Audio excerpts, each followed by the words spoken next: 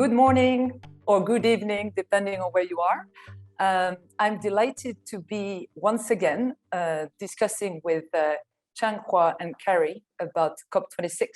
So my name is Karine Hirn. I'm the Chief Sustainability Officer of East Capital Group.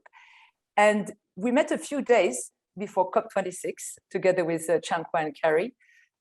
We discussed about what could be expected from COP26. And by the way, the replay is available. If anybody is interested, Changhua and Cary went on record. So we'll find out whether or not they were correct and right. But when we discussed last time, we said that basically there was a very important conference. It was, some people call it the last chance conference. We discussed stumbling blocks and defined what were the priorities. We also spoke about in what way the pandemic had an impact or could have an impact on the conference and on climate in general, and the role of investors. So Cary and Changhua, I know that you have been incredibly busy during these few weeks with COP26 happening. I've seen you've been joining a number of conferences. I've seen you being quoted in the Financial Times and other important publications. So we are really thankful for you taking the time to be with us today. So I'll start by asking you, Cary, a question. So during our pre-COP event, you talked a lot about surprises. And so I'm going to ask you, were there any announcement or happening that surprised you during COP26?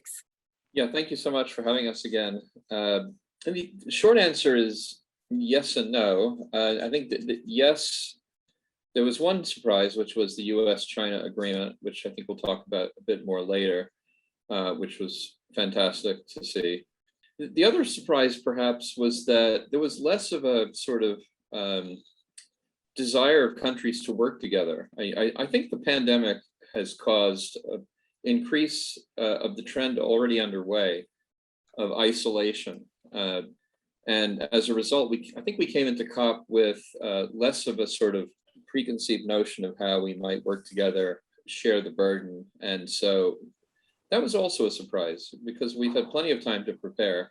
And certainly there were some new agreements, but there was less of a desire to kind of come together and work on what is a global problem. Rather, there was a lot more kind of protecting of a particular country's interests and a lot of defense being played, as far as I'm concerned. Interesting. Okay, we'll discuss definitely more about that later. So Changhua, last time you said we were entering COP26 in a failing mode. So I'm going to ask you, how do you feel today? Do you think COP26 will be marked in the history books as a success or a failure, and why? Thank you, Karine, for having me again. Delighted to join this conversation with you and Cary as well. Coming out of COP26, I definitely have more optimistic sort of sense. At least actually the international multilateral process didn't collapse. Instead, there were some sort of interesting moments, I call it edging forward elements that's still holding everything together. I think from science perspective, 1.5 degrees Celsius is sort of kept alive. That's definitely in there. And I think fossil fuels, we have more clarity, even though still we're struggling with the details, plans, actions, whatever. But, just having the language into, the final document, that's a huge progress forward. Because if you look at historically, the climate convention started, never ever, you have conventions specifically mentioning fuels, specific kinds of fuels in it. So that's a huge progress there. Lastly, I think, of course, international negotiation is always complex because this is the moment every country brings their sort of interest and, inspirations to the table. Everyone wants to get a piece of it. In the end, actually, I think as usual, no one is perfectly happy, but somehow most parties felt that they got something out of it, if not totally, but I think also, COP26 proves not a final, step. It's going to be moving forward. So I think that ball is already kicked off. And so hopefully, the international community will continue to work with each other. That's pretty much where the hope is. Interesting, yeah. So yeah, indeed, there was an agreement, even though probably, I think when you see that that people had to sit on until late Saturday night, with even the president of the COP26 started crying, which I guess it's also got to do with a lack of sleep. Definitely, it was, in that sense, a success that there was an agreement, which, but as you said, eventually, of course, it's all about the expectations to start with, and I guess where you're coming from, and definitely you could see that you see this in the media now, like some people saying it's fantastic, and some people saying it's a dismay. So let's try to together for the next 10 minutes or so to actually go through a number of the main key themes that were on the agenda for COP26, and helping our clients and investors to understand whether or not, in that sense, what's the scorecard, so to say, of COP26. So as we actually discussed during our pre-COP26 event, there were a number of key topics for this super COP, and we're going to start, for instance, with I would say maybe carbon pricing. And I'm going to ask you to think and let us know as well, because that's what makes it unique, is not as the world is seeing it, but maybe as you personally and you with your perspective from China and from the US. So yeah, carbon pricing. Let's start with you, Cary. Thanks for that. I mean, one of the perhaps exciting announcements that came out of the last week was the finalization of the rule book that was supposed to be finalized 5 years ago, 6 years ago in Paris, actually. And that allows for a more specific system for carbon offsetting, and a way to make sure that if we are going to do carbon offsetting, that it's done legitimately and with verification. And so there is expected to be a lot of action, and action is always the key, on countries using offsetting as a way to meet their targets. That has a lot of implications for investors around the world. But we really never got to one of the important things that we could have done, which is to have a conversation about a single global price on carbon.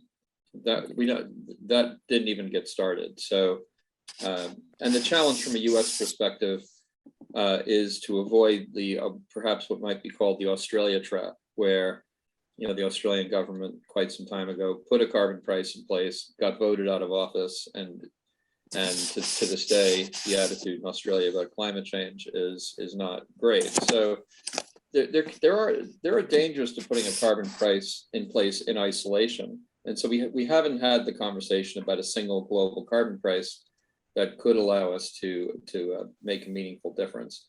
A lot of talk about subsidies and removing those, which is hard to do because subsidies are often very embedded, they're not direct. So we're still sort of at the early days of how that might work, and so that was a bit of a disappointment to me. Interesting. Of course, actually, I was asking about carbon pricing, but what we are talking about is, of course, this Article 6 and this carbon offset systems. So where as you said, it has been basically we had failed to agree on this for 6 years in a row, and now there was some kind of agreement. So as such, I guess it is a win. But Changhua, what about you, and what do you think China is looking into this and considering these topics of carbon offsets and price? I think at the very end of the COP26, and the vice minister and the head of the Chinese delegation to COP, Zhao Yingming, who is the vice minister of Science and of the Environment and Ecology, specifically mentioned this, that China is happy with the progress made around this Article 6, with the clarity, the rule book, whatever. So I think from China's side, definitely China is very much actually sort of appreciates, this is sort of progress made there already. Partly because, China has been advancing carbon market, and now, back in July 16th of this year, China officially kicked off a national trading scheme focused on the electricity sector. So China has pretty much decided to deploy this market-based instrument actually to help accelerate the decarbonization process there. So narrowly, I think, yes, that's Chinese government position. I think if you talk about the carbon pricing in a broader context there, I think the trend is already set. If we're all serious about, this is sort of 1.5 degrees Celsius and, set all this carbon neutrality or net zero carbon around the middle of century, carbon price definitely will have to rise. Otherwise, I don't think, we'll be able to get there. If a government, doesn't really take this step, I'd say you have to doubt it, question the seriousness or sincerity of government doing, making their NDCs, this commitment there. So from China's side, I think definitely that's already trend more than ever, increasing carbon price, of course, in a sort of staged, managed sort of manner in order to accelerate the government's agenda or commitments. One, literally sort of peaking coal consumptions no later than 2025. And then, of course, peaking emissions before 2030 and carbon neutrality before 2060. So I think there's still a lot of work to do, but the direction of the policy definitely is there. Of course, to what extent the global carbon price are unified, I think it's a longer run. We'll see how the negotiations around for instance, carbon, the border adjustment tax, whatever trade, it's a complex system, but the trend is there. I think we're going to edge forward. It's a complex system. And today what is interesting, isn't it, is to see, there are a number of countries that have set some carbon price, either artificially or through a market. And we've seen everything from, I think Indonesia's got like $2 a ton, or in Ukraine 1.5, and then you have the EU, which is more a market-based mechanism, which is around maybe $75 and $80, and then China is around somewhere between $7 to $9 per ton. Yeah, exactly.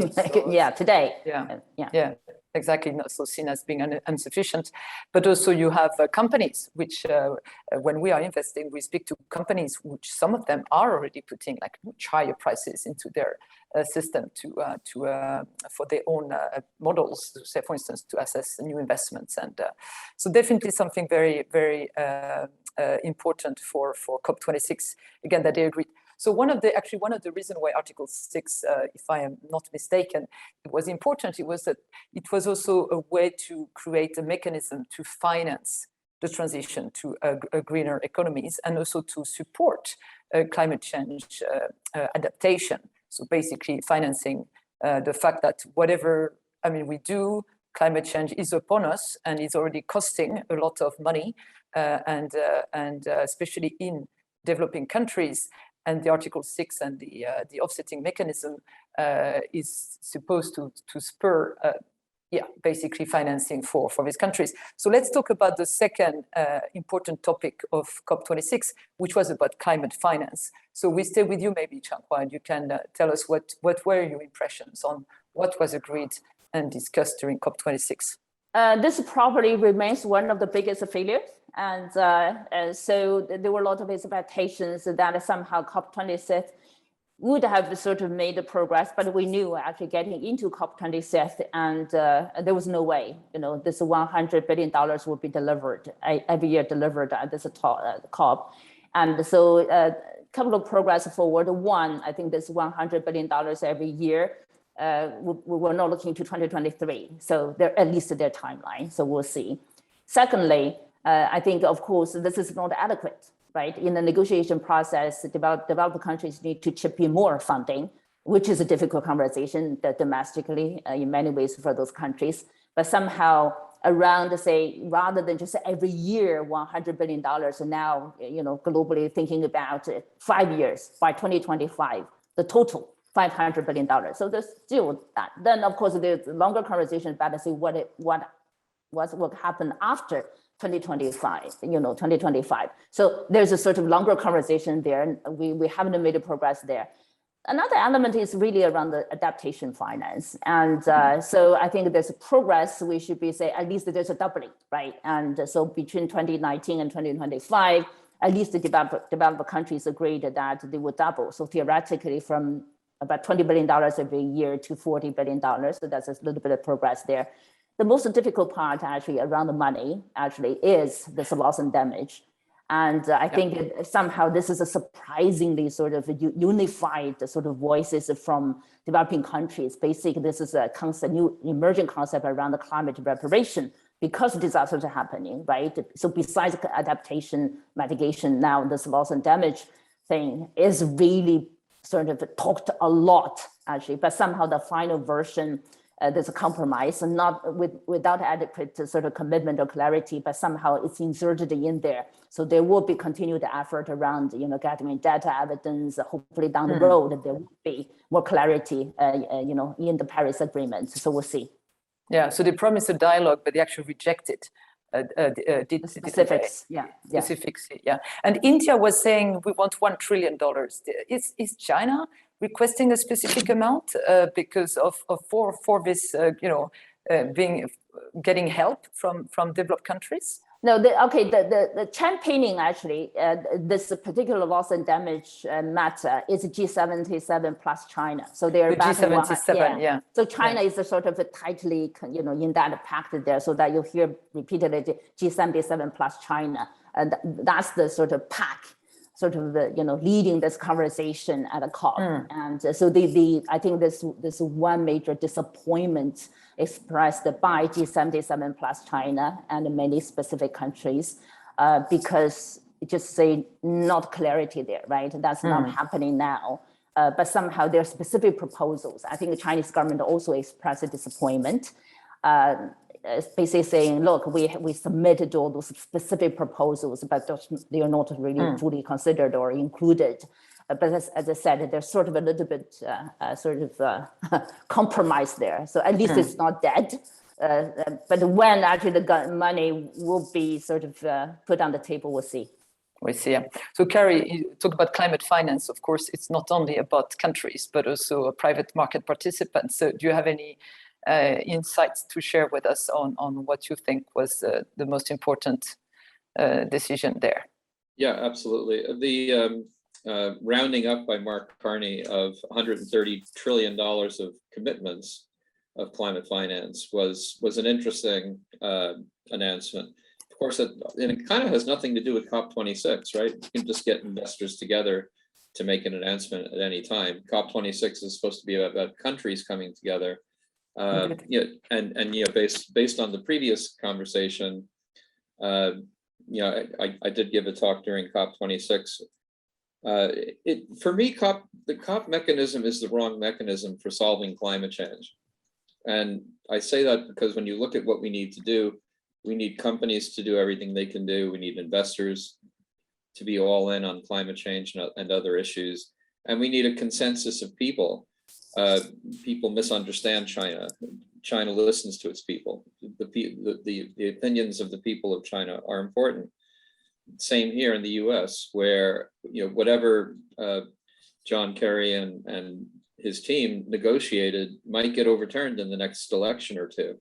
So we kind of ignore the importance of the point of view of people. But regardless of all that, this investor commitment of $130 trillion is very significant because we do have this gap of investment that's needed. Where is that money going to come from for India that Prime Minister Modi talked about, or that BlackRock talks about is needed in the developing world? So we have to, I think now the opportunity is to bring these commitments together with what's needed and bridge the gap of capital, which we keep hearing the gap is anywhere from 1 to 5 trillion per year. And so if we can kind of take that 130 trillion, figure out how to allocate it properly by investors, maybe this GCF $100 billion conversation starts to go away, because if you just do the math, 1 to 5 trillion a year is a lot more than 100 billion. Can I chip in here? I just want to say I definitely echo what Cary said already. Definitely, that's sort of one of the highlights at the COP26 when global financial institutions, I think more than 450 of them, coming together, really articulating, telling a very fascinating story. This 130 billion dollar assets actually already sort of they've been managing. Potentially, that could be geared, shifted towards aligned with the 1.5 degrees there. But we all know financial institutions won't just say, yeah, $130 billion, this is it, just do it. Trillion trillion, yeah, sorry, $1 trillion there. The thing is, that's going to, in order to mobilize that private, finance, governments around the world have to work closely together. So they are conditioned, in terms of what the policy regulations actually will be put together at the local level, at the government, even local level, in order to mobilize actually the fastest sort of shift of theoretically, let's say $130 trillion there. It'd be fascinating to shift the whole sort of flagship towards, right, the alignment with the 1.5 degrees Celsius there. We don't know yet, right? That's a lot of work to do. So on one side, it's fascinating to see financial institutions coming on board, getting ready. But in the meantime, in order to really get them deployed, shifted, governments have to do much, much more work in order to get there. Yeah, I agree with you. But of course, let's also be realistic. I mean, this $130 trillion, it is a big sum of money, but it's basically the total IUM of all banks, financial institutions, including asset owners, asset managers, insurance companies, and so forth, that have committed to a net zero pledge, so to say. And I think what personally, as an asset manager, what we're seeing as being very interesting is discussions about, what do you call it, the net zero police or whatever, but that, asset managers, asset owners, in general, financial market participants, and by the way, as well, corporates and issuers be more accountable on what they're saying, because that's what we need. I mean, climate action is not going to happen just because people are pledging. So that's really something I think that we will hear a lot about in the coming months and years. So next step, let's try to. We need to accelerate a bit. So we had, of course, talking about net zero, phasing. Fossil fuel. As Changhua said, it was actually quite something that in official COP documents, the Glasgow Climate Pact, I think that's the name of the final document. One fossil fuel, namely coal, was mentioned, and that's maybe it's actually quite a big thing. But what do you think in general, otherwise, about what happened in terms of decisions and pledges related to the phasing out, or as it's called now, the phasing down? Yeah, phasing down. Phasing down. So yeah. So who wants to start? Maybe Cary, you want to start?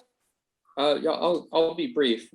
Just to say that the danger is it's a lot of talk, and I think to your point, we really need to start measuring action and committing to action, as opposed to these sort of vague statements about what we need to do on methane efficiency or phasing down on coal. It's all fine, but I'd much prefer to see very specific actions committed to and then monitored and then acted on. So for whatever reason, we seem to get stuck on these vague topics and targets and concepts like net zero, which many say needs further definition, so we know what we're talking about. Yeah, I agree, and but I do see a sort of progress. I think it sent a very strong signal in terms of where the world actually energy system is going or is traveling. And interesting enough, actually, so even though at the last minute, I think India, China, and plus US, by the way, actually, in terms of toning down the language, it's not just India and China. John Kerry was there, and we all know the difficulty in the US in terms of the West Virginia situation there. So, but unfairly, somehow international media was just mentioning India, China. Yeah, whatever stuff like that. From China perspective, and as I said, the process is already sort of moving forward. Yes, it's very difficult, like US, Europe, and other countries. We are facing short-term energy security situation, and with the recovering of COVID or whatever, so we had to deal with that. So China, of course, this year has to somehow increase co-production, coal-fired power plants. If you look at the US, actually, now you are literally have to increase oil and gas, right? Because that's the biggest part of your energy system there. But China, actually, the 1 week before, leading up to COP26, there were 5 most important national government documents released, I think October 24th, and there were 2 documents released in terms of the national opinion guidelines, in terms of literally delivering, right? And, the NDC is even beyond that. And so this has been regarded as the very specific integrated sort of a national policy guidance, time bound, actually, in terms of enabling context there as well to deliver. And coal, definitely fossil fuel, particular coal, that's really high up on the agenda. The government has to address there.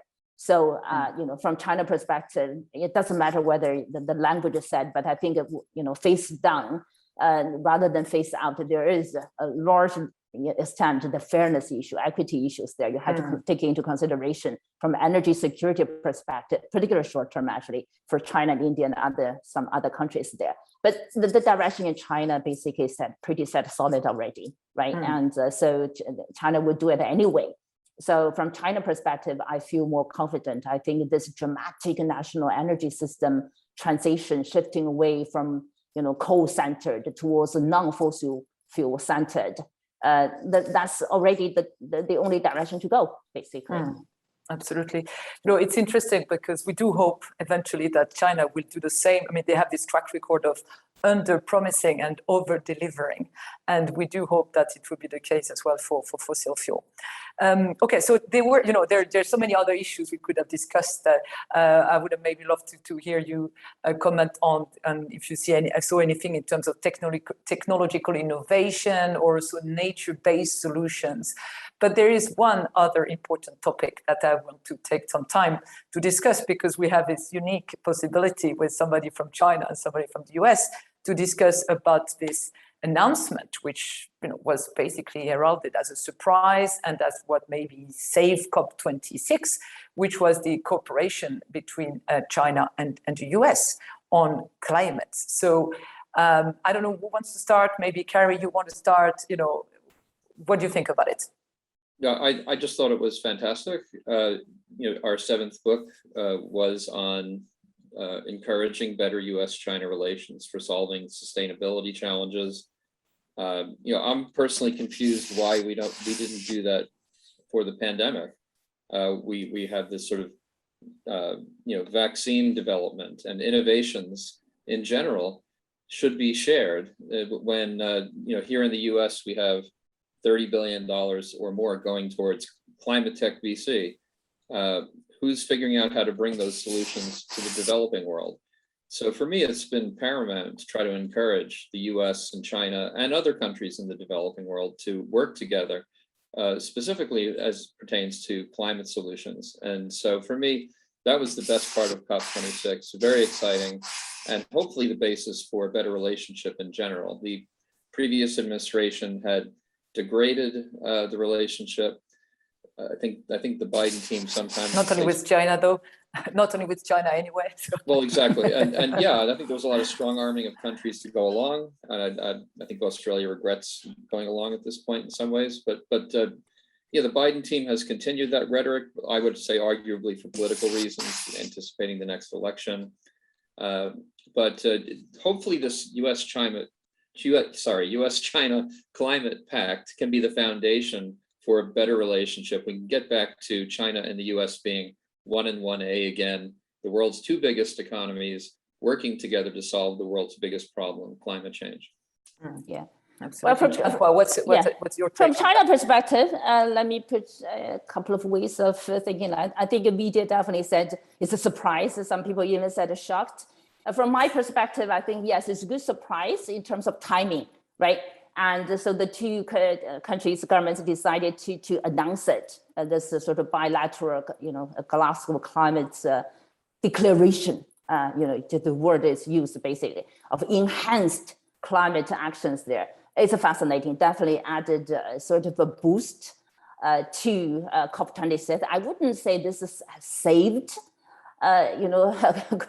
Glasgow, but I think it definitely added this very necessary layer of confidence, assurance to the international community that the 2 largest economies or polluters have agreed, at least not really just against each other, but really on this particular global existential challenge, agreeing to work with each other. I think that's fascinating to see.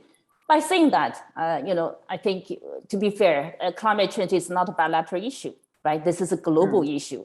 So this issue is more like, the two largest emitters accounting for about 40% of global emissions today.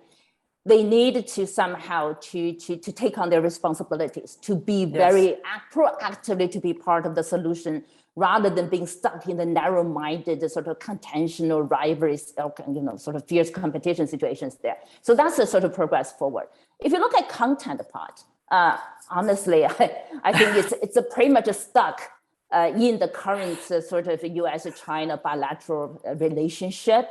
It's difficult to go beyond anything, even though the language, particularly from US side, said, oh yes, we compete, so we can keep differences on many fronts, but this particular on climate change, let's work with each other. China doesn't agree with that. Basically saying, I think that, a couple of months ago, there's a particular saying, this is little oasis surrounded by expanding desert. How do you expect, this little oasis will survive, whatever stuff like that. So you still see tremendous contention there. And from China's side, it's put in the bigger context of US-China relations there. Historically, so if you look at the golden time, bilateral collaboration on climate change, that was during Obama years, right? And particularly if you look at Obama and the Xi relationship, so we had this November 2014 when President Obama visited Beijing. We signed this bilateral climate partnership agreement there. It's fascinating to see the two countries work so closely to really contributing to ensure the success of the Paris Agreement. So historically, that was fascinating to see. The language today is very different, even though from content perspective, technology included there, they all listed there. But the mindset, the psychic actually are very, very different today. It's more like we keep this sort of channels open. We need to keep each other, of course, on one side, we need to say, at 1.5 degrees, it's more like a mini Glasgow climate compact in a way to a certain level. So from US side, actually say, we, literally US, managed to get hold China accountable. 1.5 degrees, methane, fossil fuels, of the language all there. But really the content specific substance there is very limited. The language is more like respectively. We respect, we do things respect individually. If you like this combined word, it's more like, of course, this is a global challenge, stuff like that. So fundamentally, what's really required, particularly for the two heads of states, meeting each other virtually, talking about how to really, improve the relations bilaterally, is really to see, we need to shift the mindset, right? Rather than being stuck in the narrow sort of geopolitical stuff, we need to see, okay, the intervulnerability concept is important because climate change, pandemic, trade, even nuclear weapons, proliferation, whatever, those are international relations, right? Issues there. It cannot be addressed just by this narrowly focused geopolitical mindset stuck in between the country. So hopefully somehow this year, this week, whatever, we're going to see some sort of dramatically, sort of thawing or melting of the situation and started to pivot a little bit towards a more positive direction. Absolutely. And I think on these thoughts, for me, as you said, and for us at Capital, when we're investing, we always see these are complex issues. But what you also see is that in China, China is the country where you have so many of the solution providers for climate, for instance, change adaptation and climate change mitigation, just to talk about, for instance, renewable energy and equipment, and we do need to have cooperation on these issues. What I personally might, one point on the technology. I think we first, failing to mention that even at the COP, there's a very important pledge or partnership launched as well among the other pledges is around this increasing the accessibility of clean energy, products, solutions, or services to the world. I think US, China, both, I think about 40 countries, stuff like that. So that's a very interesting step forward in terms of at a global level, countries, particularly largest economies with the technology capability, industrialization capability, decided actually to somehow work with each other to dramatically reduce the cost barriers and really offering or providing, enhancing the accessibility of renewable energy and other clean technologies actually to more developing countries. I think that one needs to be noted as well. Yeah, thank you for adding that. But the other dimension, which I thought was interesting, was they say, we're going to work concretely on like measures, and it's going to happen soon. So it's the same as we are talking about, more accountability for everybody, including all these financial market participants, which have made all these promises. Let's see what's coming up. And because as we know, time is running out for the climate, but time is also running out for our webinar today. So we're not going to be spending more time on that. The final word I would like to say is that now we have a COP27 to prepare, because one of the actual decisions made during the COP26 was that we will not wait 5 more years before getting new NDCs and nationally determined contributions and other action by countries. So COP27 is scheduled for, I think, in a year's time. It will be in Egypt. And look, I've been enjoying so much speaking to you today. I think we might even try to book you up for do a pre-COP27 and a post-COP27 in just 1 year from today. On this note, thank you so much, Changhua and Cary, for participating, joining us, helping us understand what happened in Glasgow. And as we said, of course, this is just the start. That's definitely it's going to be a long journey, and we can look forward to be observing what's happening in terms of climate action around the world. Thank you so much. Thank you, Karine, and thank you, Cary. Thank you both. Bye-bye.